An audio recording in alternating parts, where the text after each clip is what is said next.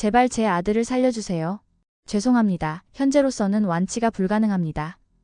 여기 두바이 최고병원에서 한 여성이 무너지듯 주저앉았습니다. 그녀를 보며 의료진은 안타까운 표정으로 고개를 젓고 있습니다. 두바이의 최고 병원들을 찾아다녀도 해결책은 없었습니다. 그러던 중 예상치 못한 곳에서 희망의 빛이 찾아옵니다. 바로 한국이라는 나라였습니다. 과연 그녀는 지구 반대편 한국에서 기적을 만날 수 있을까요? 오늘의 이야기 시작합니다. 안녕하세요. 저는 라일라 아흐메드입니다. 리야드에서 3대째 이어온 가업인 보석회사의 CEO죠. 할아버지부터 시작된 이 사업은 아버지를 거쳐 지금은 제가 이끌고 있습니다. 여성이 기업을 이끄는 것이 아직 흔치 않은 사우디에서 많은 어려움을 뚫고 이 자리까지 왔어요. 어릴 때부터 아버지는 저를 후계자로 키우셨습니다. 다른 친구들이 인형을 가지고 놀 때 저는 보석의 가치를 구분하는 법을 배웠죠. 다이아몬드의 투명도를 판별하고 루비의 색상을 감정하는 일은 저에게 숙제와 같았어요. 혹독했지만 그 덕분에 지금의 제가 있습니다. 라일라, 이 세상에서 가장 단단한 것은 다이아몬드가 아니라 여자의 의지야. 아버지의 이 말씀을 가슴에 새기고 살았습니다. 결혼 후에도 일을 놓지 않았고 회사는 중동 최대 규모의 보석 기업으로 성장했어요. 사업이 성공적으로 흘러가는 동안 제 가정에서는 보이지 않는 갈등이 있었습니다. 시어머니는 제가 일하는 것을 탐탁지 않게 여기셨죠. 여자가 무슨 사업을 해? 집에서 아이나 잘 키우는 게 더 중요한 일이야. 이런 말씀을 자주 하셨습니다. 무슨 수로 둘 다 잘하고 있는지 설명드려도 소용없었어요. 다행히 남편은 저를 존중하고 지지해 주었습니다. 그리고 제 인생에서 가장 소중한 보물, 제 아들 무함마드가 있었죠. 8살 무함마드는 총명하고 밝은 아이였습니다. 학교에서도 늘 선생님들의 칭찬을 받았어요. 아이를 키우며 바쁜 일정을 소화하는 것은 쉽지 않았지만 무함마드의 웃는 얼굴을 볼 때면 모든 피로가 사라졌습니다. 그러던 어느 날 이상한 점을 발견했어요. 저녁 식사 중에 무함마드가 숟가락을 떨어뜨렸습니다. 평소라면 그냥 넘어갈 일이었지만 그날은 아이의 손이 미세하게 떨리는 것이 보였습니다. 무함마드, 괜찮니? 네, 엄마. 그냥 조금 피곤해요. 그때는 단순히 학교에서 많이 뛰어놀아서 그런가 싶었어요. 하지만 이후로도 비슷한 일이 계속됐습니다. 물컵을 들다가 흘리기도 하고 글씨를 쓸 때 손이 말을 듣지 않아 애를 먹었죠. 처음에는 성장통이려니 생각했어요. 아이들은 자라면서 여러 가지 일시적인 증상을 보이니까요. 하지만 한 달, 2달이 지나도 증상이 나아지지 않았습니다. 오히려 점점 심해지는 듯 했어요. 무함마드의 선생님으로부터 연락이 왔을 때는 이미 3달째였습니다. 아흐메드 씨, 무함마드가 체육 시간에 자꾸 넘어져요. 그리고 글씨를 쓸 때도 많이 힘들어합니다. 혹시 병원에 한번 데려가 보셨나요? 그 말을 듣는 순간 가슴이 철렁 내려앉았어요. 그동안 바쁘다는 핑계로 아이의 상태를 제대로 살피지 못했다는 자책감이 밀려왔습니다. 그날 바로 회의를 취소하고 무함마드를 데리고 집으로 왔죠. 집에서 아이를 자세히 관찰해보니 확실히 달라진 점들이 보였습니다. 계단을 오를 때 난간을 꼭 잡고 양말을 신을 때도 평소보다 시간이 오래 걸렸어요.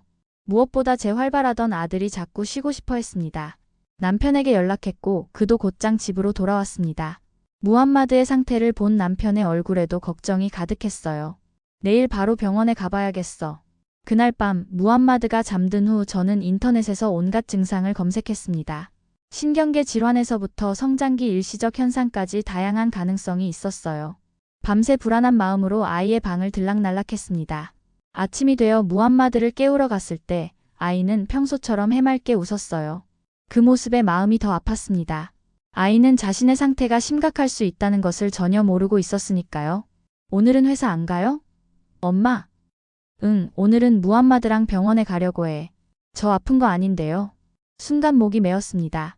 아이 앞에서 무너져서는 안 된다고 다짐하며 억지로 미소를 지었어요. 그냥 건강검진 받는 거야. 엄마가 회사 일로 바빠서 무함마드 건강 체크를 제대로 못했거든. 그날부터 저희 가족의 삶은 서서히 다른 방향으로 흘러가기 시작했습니다. 제가 그토록 자랑스러워하던 강인함과 결단력이 시험대에 오르는 순간이었죠. 보석보다 더 귀한 제 아들을 지키기 위해 이제 모든 것을 걸어야 했습니다. 리야드에서 가장 유명하다는 신경과 병원을 찾았습니다. 무함마드의 손을 꼭 잡고 의사 앞에 앉았을 때 제 마음은 이미 무거웠어요. 의사는 무함마드를 꼼꼼히 검사하더니 별것 아닌 듯 말했습니다. 아이들이 성장하면서 나타나는 일시적인 신경 이상일 가능성이 높습니다. 시간이 지나면 자연스럽게 나아질 겁니다. 그 말에 안도했지만 한편으로는 확신이 없는 진단이 불안했죠. 처방받은 영양제와 가벼운 운동을 시키며 한 달을 보냈습니다. 하지만 무함마드의 상태는 나아지기는커녕 점점 악화됐어요. 이제는 글씨를 쓰는 것뿐만 아니라 단추를 잠그는 것조차 힘들어했습니다. 두 번째 병원에서는 더 자세한 검사를 받았어요. MRI, 혈액 검사, 근전도 검사까지. 결과는 여전히 모호했습니다. 특별한 이상은 보이지 않네요. 성장기에 간혹 이런 증상이 나타날 수 있습니다. 제 직감은 이미 심각한 문제가 있다고 말하고 있었어요. CEO로서 중요한 결정을 내릴 때 항상 의지했던 직감이었습니다. 세 번째, 네 번째 병원도 마찬가지였죠. 모두 명확한 진단을 내리지 못했어요. 시간이 흐르며 무함마드의 상태는 더 악화됐습니다.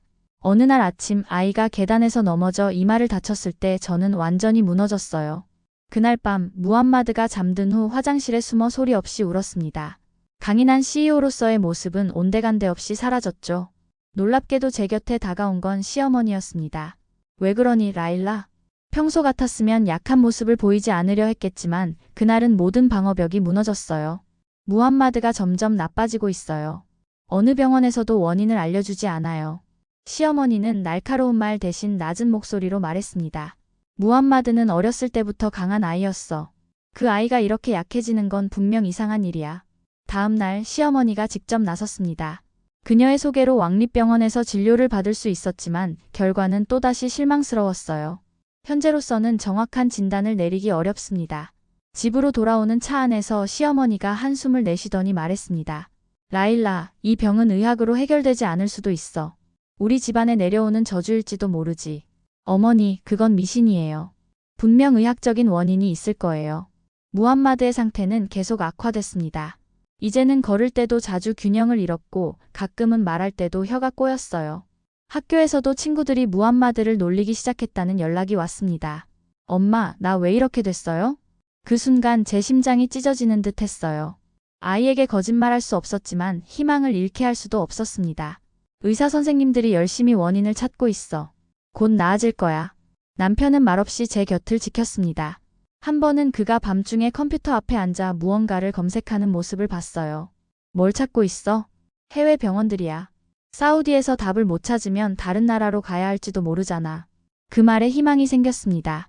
리야드를 넘어 더 넓은 세계에서 답을 찾을 수 있을지도 모른다는 생각이 들었어요. 바로 중동에서 가장 발전된 의료시설을 갖춘 두바이의 유명한 신경과 병원에 연락했습니다. 일주일 후로 예약을 잡았고 그때까지 회사 일은 최소한으로 줄였습니다. 시어머니도 제 곁을 떠나지 않았어요. 의견 차이는 있었지만 무함마드를 향한 사랑만큼은 똑같았으니까요. 두바이로 떠나기 전날 밤 무함마드의 머리를 쓰다듬으며 기도했습니다. 확실한 답을 찾을 수 있기를, 그리고 우리 아들이 다시 건강해질 수 있기를 간절히 바랐어요. 그 순간만큼은 CEO도 며느리도 아닌 오직 한 아이의 어머니였습니다. 무함마드를 위해서라면 세상 끝까지라도 갈 각오가 되어 있었습니다. 이것이 제가 인생에서 마주한 가장 큰 도전이지만 절대 물러서지 않을 거예요.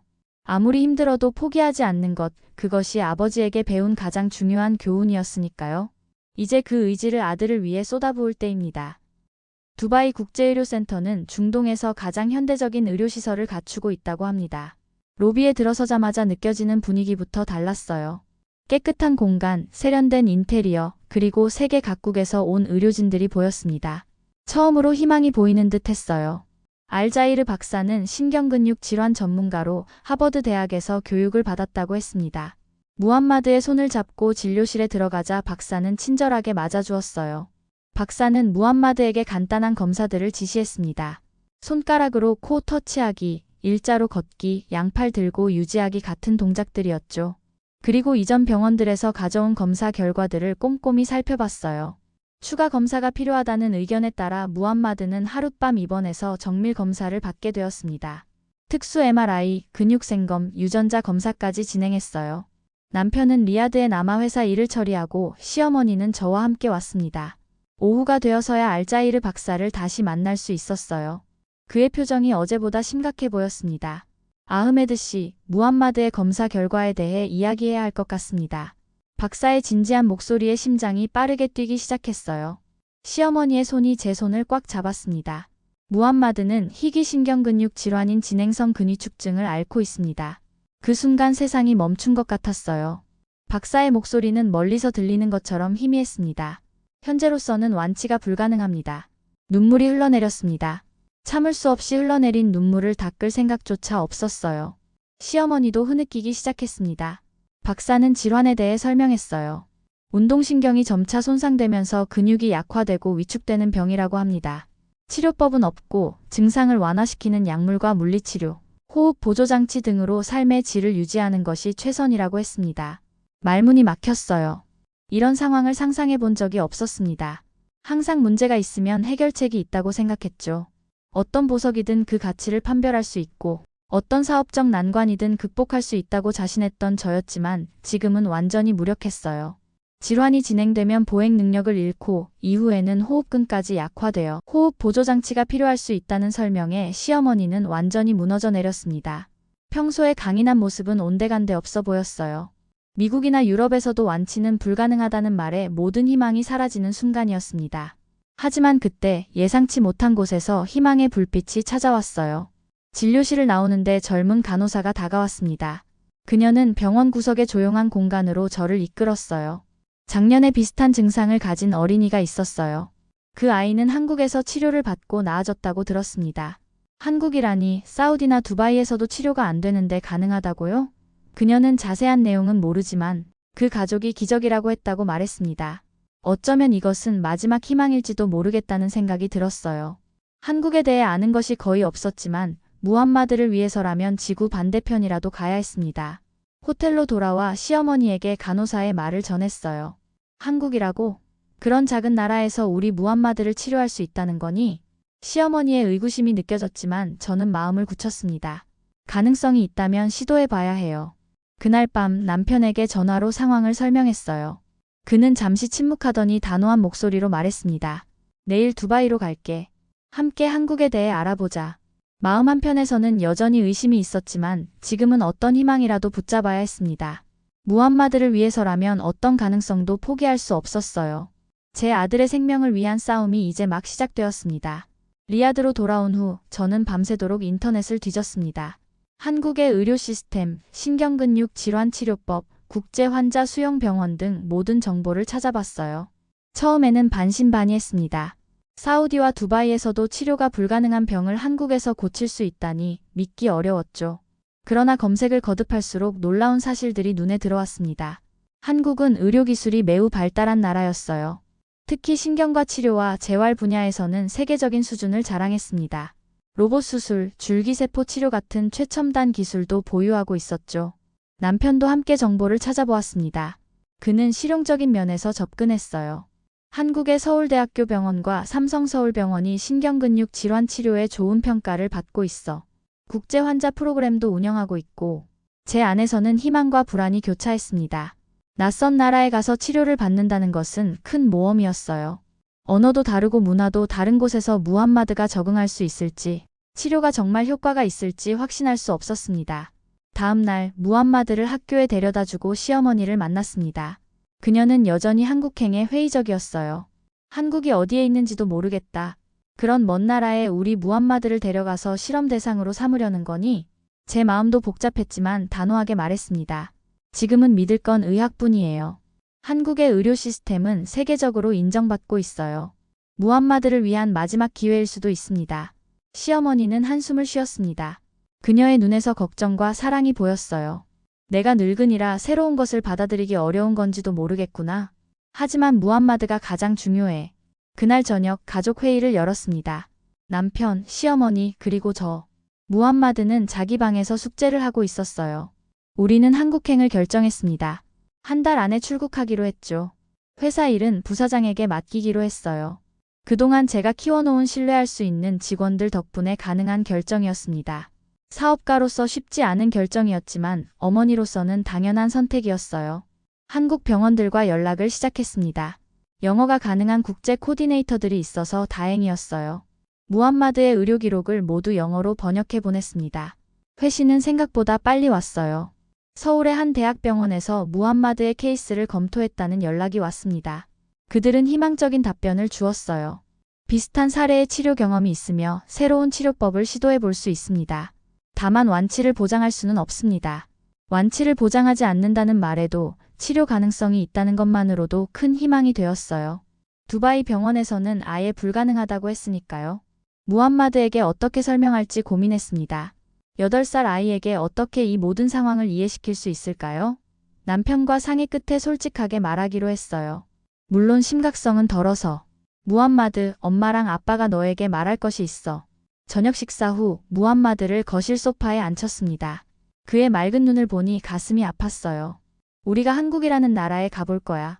그곳에는 너의 손떨림을 치료할 수 있는 훌륭한 병원이 있거든. 무함마드는 잠시 생각하더니 물었습니다. 한국이요? 거기 가면 제 손이 안 떨릴 수 있어요? 그럴 가능성이 높아. 최선을 다해볼 거야. 무함마드는 놀랍게도 금방 수긍했습니다. 아이들의 적응력은 정말 대단했어요. 학교는 어떻게요? 당분간 학교는 쉬어야 할 것 같아. 하지만 한국에서도 공부할 수 있도록 준비할게. 한국행 준비는 빠르게 진행됐습니다. 비자 신청, 항공권 예약, 서울에서의 숙소 찾기까지. 회사에서는 제가 한동안 원격으로 일하게 될 것이라고 공지했어요. 다행히 직원들은 모두 이해해 주었습니다. 출국 전날 밤, 저는 침대에 누워 천장을 바라보며 생각했습니다. 지금까지 인생에서 이렇게 큰 모험을 한 적이 없었어요. 늘 계획적이고 차분하게 모든 것을 진행해왔는데 이번에는 달랐습니다. 불확실성 속으로 뛰어드는 기분이었어요. 옆에서 잠든 무함마드를 바라보니 눈물이 났습니다. 그저 건강하게 자라는 것, 그것만이 제 소원이었어요. 무슨 일이 있어도 아들을 지킬 것입니다. CEO로서의 결단력과 어머니로서의 사랑을 모두 발휘해야 할 때였습니다. 다음 날 아침 인천으로 향하는 비행기에 탑승했습니다. 시어머니는 마지막 순간에 함께 가기로 결정했어요. 그녀도 손자를 위해서라면 어떤 불편함도 감수할 준비가 되어 있었습니다. 비행기가 이륙하면서 창밖으로 리야드의 모습이 점점 작아졌어요. 낯선 곳으로 향하는 불안함과 새로운 희망을 찾는 기대감이 뒤섞인 채 저는 무함마드의 손을 꼭 잡았습니다. 그 작은 손이 더 이상 떨리지 않게 되기를 간절히 바라면서 인천공항에 도착했을 때 이미 밤이었습니다. 12시간이 넘는 비행 끝에 무함마드는 지쳐 있었고 시어머니도 불편한 기색이 역력했어요. 저 역시 긴장과 피로가 몰려왔지만 이제 막 시작이라는 것을 알고 있었습니다. 출국장을 나서자 한 여성이 제 이름이 적힌 팻말을 들고 서 있었어요. 병원에서 보낸 국제 환자 코디네이터였습니다. 그녀는 유창한 영어로 우리를 맞이했어요. 따뜻한 미소와 함께 정중하게 인사하는 모습이 인상적이었습니다. 코디네이터는 우리를 환영해주기 위해 물병과 간식 그리고 무함마드를 위한 작은 선물까지 준비해 왔더군요. 이런 세심한 배려가 낯선 나라에서의 불안감을 조금이나마 덜어주었어요. 다음 날 아침 서울대학교 병원에 도착했습니다. 병원 건물은 상상했던 것보다 훨씬 현대적이고 거대했어요. 로비에는 다양한 국적의 사람들이 있었습니다. 이곳이 정말 국제적인 의료기관이라는 것을 실감했어요. 국제진료센터로 안내받아 담당 의사인 강태준 교수를 만났습니다. 그는 50대 중반의 차분한 인상을 가진 의사였어요. 아흐메드 가족분들, 먼 길 오시느라 고생 많으셨습니다. 강 교수는 무함마드를 향해 미소 지으며 간단한 아랍어 인사말을 건넸습니다. 의사소통은 영어로 진행됐고 코디네이터가 통역을 도와주었어요. 무함마드는 MRI, 근전도 검사, 혈액 검사 등 여러 검사를 받았습니다. 두바이에서도 비슷한 검사를 받았지만 여기서는 장비와 절차가 달랐어요. 더 정교하고 정밀해 보였습니다. 검사 중간에 시어머니가 놀란 표정으로 말했어요. 이 장비들 사우디보다 훨씬 앞서 있잖아. 저도 그 사실에 놀랐습니다. 한국이라는 나라가 이렇게 의료기술이 발달했을 거라고는 생각하지 못했어요. 병원 곳곳에 최신 장비들이 있었고 의료진들은 매우 체계적으로 움직였습니다. 다음 날 강 교수와 다시 만났어요. 그의 표정은 진지했지만 두바이 의사와는 달리 희망이 담겨 있었습니다. 무함마드의 상태는 분명 심각합니다. 하지만 우리 병원에서는 이런 케이스를 위한 새로운 치료법을 시도하고 있어요. 그는 컴퓨터 화면을 통해 무함마드의 검사 결과를 보여주었습니다. 신경세포와 근육 조직의 상태를 자세히 설명해 주었어요. 완치는 쉽지 않지만 병의 진행을 멈추고 손상된 신경과 근육의 기능을 일부 회복시킬 가능성이 있습니다. 그 말에 저와 남편, 시어머니 모두 눈물이 고였습니다. 두바이에서는 들을 수 없었던 희망의 말이었어요. 강 교수는 줄기세포 치료와 로봇 재활 치료를 병행할 계획이라고 설명했습니다. 이 치료법은 아직 다른 나라에서는 널리 사용되지 않는다고 했어요. 한국에서 개발된 최신 기술이며 비슷한 증상을 가진 환자들의 70%가 호전을 보였다고 합니다. 치료 과정은 쉽지 않을 거예요. 최소 6개월은 필요합니다. 강 교수의 솔직한 설명을 들으며 이곳이 무함마드를 살릴 수 있는 유일한 곳이라는 확신이 들었습니다. 그의 말투에서 전문성과 진정성이 느껴졌어요. 일주일 후부터 치료를 시작하기로 했습니다. 그동안 장기 체류를 위한 숙소 문제, 무함마드의 교육 문제 등 많은 것들을 고려해야 했어요. 다행히 병원 측에서 장기 투숙 가능한 환자 가족 숙소를 소개해 주었습니다. 그날 저녁 병원 근처 공원에서 무함마드와 함께 산책했어요. 벚꽃이 피기 시작한 나무들 사이로 걸으며 아들에게 말했습니다. 무함마드, 이제 곧 특별한 치료를 시작할 거야. 힘들 수도 있지만 엄마가 항상 곁에 있을게. 무함마드는 고개를 끄덕였습니다. 그의 눈에도 희망이 보였어요. 치료를 시작하기 전 강 교수와 의료팀은 우리에게 모든 과정을 상세히 설명해 주었습니다. 그들의 헌신적인 모습에 감동받았어요. 밤늦게까지 무함마드의 치료 계획을 세우고 해외 논문까지 찾아보며 최선의 방법을 모색하는 모습을 보았습니다. 특히 인상적이었던 것은 의사와 간호사들이 환자를 대하는 태도였어요. 그들은 무함마드를 단순한 환자가 아닌 한 사람으로 존중했습니다. 아이의 이야기를 경청하고 불안감을 덜어주기 위해 노력했어요. 전문성과 인간미를 동시에 갖춘 의료진에게 우리 아들을 맡길 수 있다는 안도감이 들었습니다. 이제 길고 힘든 치료가 시작됩니다. 하지만 이곳에서 새로운 희망을 찾았어요. 무함마드가 다시 건강해질 수 있다는 가능성을 발견한 것만으로도 충분히 가치 있는 여정이었습니다. 무함마드의 치료가 시작된 지 한 달째, 저는 병원 복도에서 밤을 지새우고 있었습니다. 줄기세포 주입 후 아이가 고열에 시달렸기 때문이에요. 의사들은 이것이 정상적인 면역 반응이라고 설명했지만 제 마음은 편치 않았습니다. 괜찮아질 거야. 무함마드는 강한 아이니까. 남편이 제 어깨를 감싸며 위로했습니다. 그는 사우디와 한국을 오가며 회사 일과 가족을 돌보고 있었어요. 출장 일정을 최대한 조정해 무함마드의 중요한 치료 과정마다 함께했죠. 치료 과정은 무함마드에게 큰 도전이었습니다. 주 3회 로봇 재활 치료는 특히 힘들었어요. 로봇 장치를 착용하고 팔과 다리를 움직이는 훈련을 하는데 처음에는 심한 통증으로 눈물을 흘리기도 했습니다. 아파요, 엄마. 그만하고 싶어요. 그 말에 제 심장이 찢어지는 것 같았지만 강해져야 했어요. 조금만 더 참자, 내 사랑. 이 훈련이 내 몸을 좋게 만들어줄 거야. 담당 물리치료사 김 선생님은 무함마드를 위해 특별한 방법을 고안해냈습니다. 훈련을 게임처럼 만들어 아이가 재미를 느낄 수 있게 했어요. 로봇 장치로 움직이는 동안 화면에서 우주선을 조종하거나 물고기를 잡는 게임을 하는 거죠. 무함마드, 오늘은 네가 우주 비행사야. 팔을 움직여서 소행성을 피해야 해. 이런 접근 방식 덕분에 무함마드는 점차 재활치료에 적응해 갔어요. 통증은 여전했지만 아이는 용감하게 견뎌냈습니다. 시어머니는 처음에는 이 모든 과정을 의심의 눈으로 바라봤어요. 낯선 기계들과 약물들, 그리고 외국인 의료진들을 불신했죠. 하지만 날이 갈수록 그녀의 태도가 변했습니다. 한 번은 밤늦게 무함마드가 고통을 호소할 때 당직 간호사가 집에 가지 않고 밤새 아이의 곁을 지켜준 일이 있었어요. 시어머니는 그 모습을 보고 깊은 감동을 받았습니다. 저 사람들은 우리와 피도 나라도 다른데 왜 이렇게 정성을 다하는 거지? 시어머니의 물음에 저는 답했습니다. 그들은 환자를 살리는 것이 자신의 사명이라고 생각하는 것 같아요.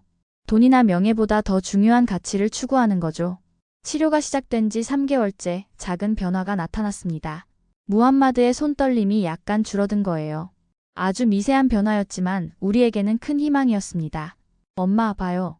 숟가락을 떨어뜨리지 않고 들 수 있어요. 그 순간 저와 시어머니는 함께 울었어요. 기쁨의 눈물이었습니다. 강 교수도 긍정적인 신호라며 치료가 효과를 보이고 있다고 말해주었어요. 한편 한국 생활도 조금씩 익숙해졌습니다. 병원 근처에 있는 작은 아파트를 임대해 세 식구가 함께 지냈어요. 무함마드는 병원 내 국제학교 프로그램에 등록해 다른 외국인 환자 아이들과 함께 공부했습니다. 시어머니는 놀랍게도 한국 문화에 관심을 보이기 시작했어요. 특히 한국 음식에 매료되었죠. 김치를 처음 먹었을 때는 얼굴을 찡그렸지만 이제는 매일 찾을 정도가 되었습니다. 이 음식이 건강에 좋다더구나. 무함마드에게도 먹이면 어떨까? 시어머니는 병원 식당의 한국 요리사와 친해져 요리법도 배웠어요. 저는 그녀가 변화하는 모습을 보며 놀랐습니다. 그동안 완고하게만 보였던 시어머니가 이렇게 새로운 것을 받아들일 수 있는 사람이었다니요. 치료 5개월 차에 접어들면서 무함마드의 상태는 더욱 호전됐습니다. 이제 걸을 때 거의 균형을 잃지 않았고 글씨도 훨씬 깔끔하게 쓸 수 있게 되었어요. 그러던 어느 날 시어머니가 제게 다가와 말했습니다. 라일라, 네가 맞았다는 걸 인정해야겠구나.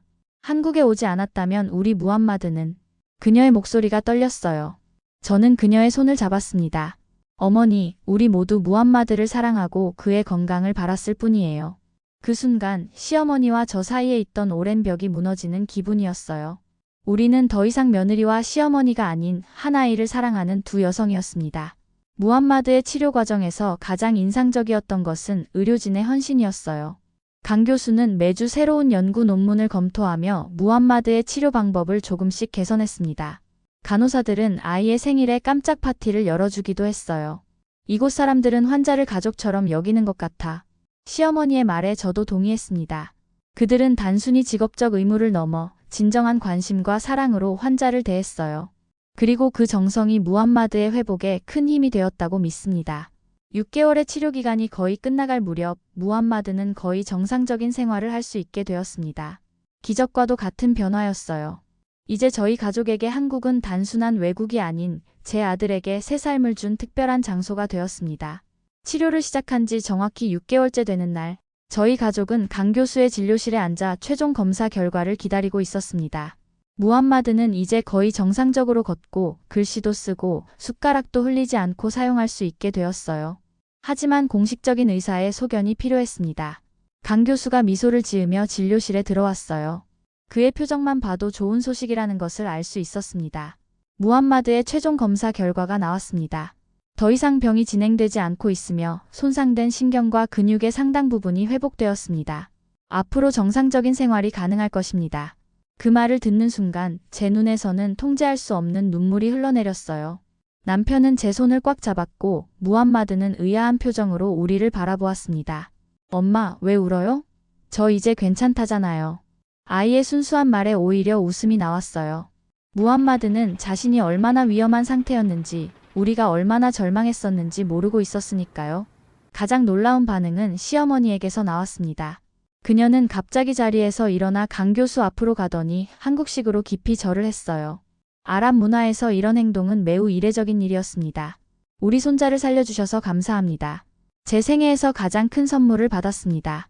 강 교수는 당황하면서도 정중하게 그녀의 인사를 받았습니다. 그는 이것이 단순히 자신의 공로가 아니라 의료팀 전체와 무함마드의 투지, 그리고 가족의 지지가 있었기에 가능했다고 말했어요. 완치 판정을 받은 후 우리는 바로 사우디로 돌아가는 대신 한 달 정도 더 한국에 머물기로 했습니다. 그동안 병원에만 있었기 때문에 한국을 제대로 경험해보지 못했거든요. 또한 무함마드가 갑자기 환경을 바꾸는 것보다 서서히 적응하는 것이 좋다는 의사의 조언도 있었어요. 서울에서의 자유로운 일상은 마치 새로운 세계를 발견하는 것 같았습니다. 병원에서 나와 도시를 탐험하는 기분이 신선했어요. 남대문 시장에서 쇼핑을 하고 한강공원에서 자전거를 타고 경복궁에서 역사를 배웠습니다. 특히 경복궁 방문은 잊을 수 없는 경험이었어요. 우리 가족은 한복을 빌려 입고 궁궐을 구경했습니다. 화려한 색상의 한복을 입은 무함마드는 마치 동화 속 왕자님 같았어요. 엄마, 이 옷 멋있죠? 제가 한국 사람 같나요? 무함마드의 말에 우리 모두 웃음을 터뜨렸습니다. 시어머니도 처음에는 거부감을 보였지만 결국 자주색 한복을 입고 사진을 찍었어요. 그 사진은 지금도 제 휴대폰 배경화면으로 남아 있습니다. 한국 음식도 저희 가족에게 큰 발견이었어요. 물론 모든 음식이 입에 맞지는 않았지만 특히 불고기와 갈비는 무함마드와 남편이 좋아했습니다. 시어머니는 의외로 된장찌개에 푹 빠졌어요. 이 음식 향신료가 독특하지만 건강에 좋을 것 같구나. 사우디에 돌아가면 내가 직접 만들어 볼 거야. 한국의 의료 시스템 외에도 대중교통의 편리함과 치안의 안전함에 감탄했습니다. 서울은 리야드와는 전혀 다른 도시였어요. 밤늦게도 여성이 안전하게 거리를 걸을 수 있다는 것이 특히 인상적이었습니다. 어느 날 무함마드가 이런 말을 했어요. 나중에 커서 한국에서 공부하고 싶어요. 그 말을 듣고 처음에는 놀랐지만 곧 이해할 수 있었습니다. 이곳에서 무함마드는 단순히 몸이 치유된 것이 아니라 새로운 세계를 경험했으니까요. 8살 아이의 말이 얼마나 진지한지는 모르겠지만 그의 꿈을 존중해주고 싶었습니다. 시어머니의 변화는 더욱 놀라웠어요. 한국에 오기 전만 해도 외국 문화에 대해 배타적이었던 그녀가 이제는 한국어 인사말을 배우고 한국 드라마까지 찾아보게 되었으니까요. 안녕하세요. 감사합니다. 시어머니가 서툰 한국어로 인사할 때마다 현지인들이 환하게 웃어주었습니다. 그런 반응에 그녀도 기뻐했어요. 자신의 노력이 인정받는 기분이 들었나 봅니다.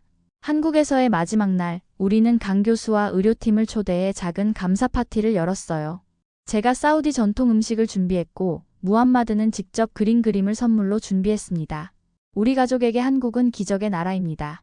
여러분이 없었다면 무함마드는 지금 이렇게 건강하게 웃고 있지 못했을 거예요.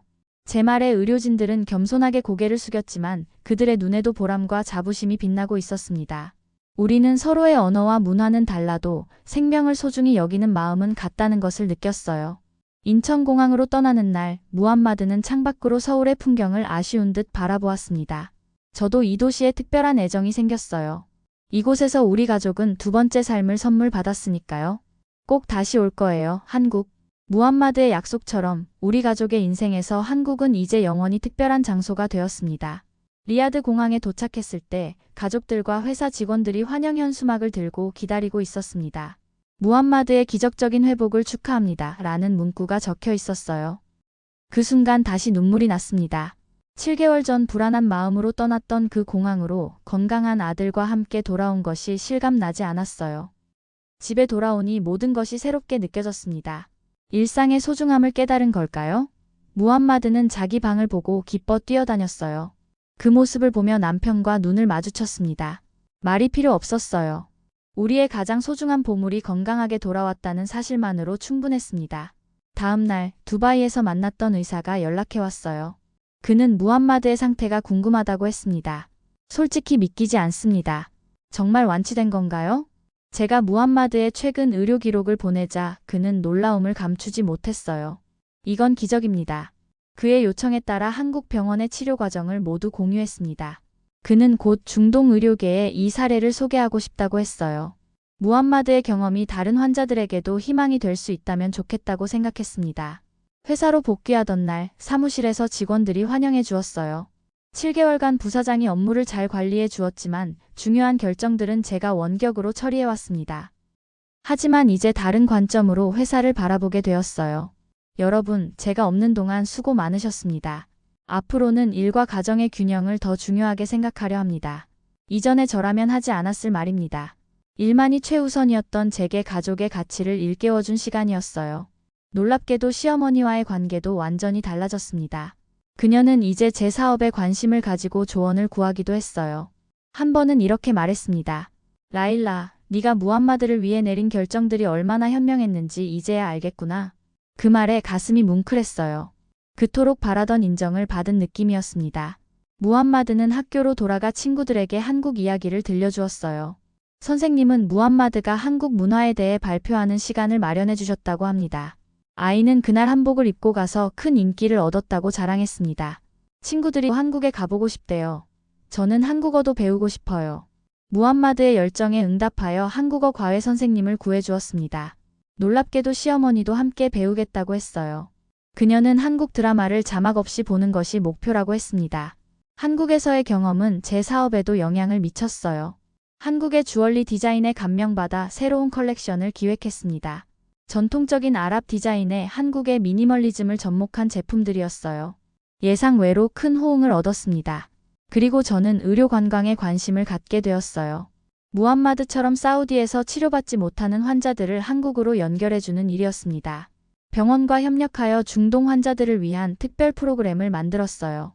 한국의 의료진들과도 계속 연락을 주고받았습니다. 강 교수팀이 리야드에서 열리는 의료 컨퍼런스에 초청받았을 때 저희 집에 머물도록 초대했어요. 이 모든 변화 중 가장 큰 것은 우리 가족의 결속력이었습니다. 시어머니와 저는 이제 서로를 이해하고 존중하게 되었어요. 무함마드는 더 자신감 있고 활기찬 아이로 성장했습니다. 남편도 일과 가정 사이에서 더 나은 균형을 찾았어요. 무함마드가 아팠던 그 시간은 끔찍했지만 그로 인해 우리 가족은 더 강해졌습니다. 한국이라는 나라와의 인연도 생겼고요. 이제 매년 여름 휴가는 한국에서 보내기로 했습니다. 무함마드의 건강 체크업도 할 겸 제2의 고향 같은 서울을 방문하는 거예요. 어느 날 저녁 가족 식사 시간에 무함마드가 말했습니다. 나중에 커서 의사가 될래요. 한국에서 공부해서 저처럼 아픈 아이들을 돕고 싶어요. 그 말을 듣고 시어머니가 웃으며 말했습니다. 이젠 나도 한국이 좋다. 우리 손자가 한국 의사가 된다면 얼마나 자랑스러울까? 가끔은 그날 병원에서 만난 간호사가 없었다면 어땠을지 생각합니다. 그녀의 작은 용기가 없었다면 우리는 한국이라는 희망을 알지 못했을 거예요. 인생은 참 신비롭습니다. 때로는 가장 예상치 못한 곳에서 기적이 시작되니까요. 지금 우리 가족에게 한국은 단순한 나라 이름이 아닙니다. 그곳은 우리에게 새 삶을 선물해준 기적의 나라입니다. 저는 이제 더 이상 단순한 CEO가 아닙니다. 한 아이의 어머니로서, 한 가정의 중심으로서, 그리고 두 나라를 잇는 다리로서 새로운 사명을 발견했습니다. 우리 가족의 이야기가 희망이 필요한 누군가에게 작은 빛이 되었으면 합니다. 무함마드가 건강하게 웃는 모습을 볼 때마다 저는 그날의 결정에 감사합니다. 불확실함을 안고 한국행을 선택했던 그 순간이 우리 가족 인생에서 가장 현명한 결정이었음을 매일 확인하고 있습니다. 오늘의 사연은 어떠셨나요? 이번 영상을 어떻게 생각하시는지 댓글로 의견을 남겨주시고 좋아요를 눌러주세요. 다음에도 더 흥미진진한 사연으로 찾아뵙겠습니다. 여러분의 사연 제작소 감동 나누기였습니다. 감사합니다.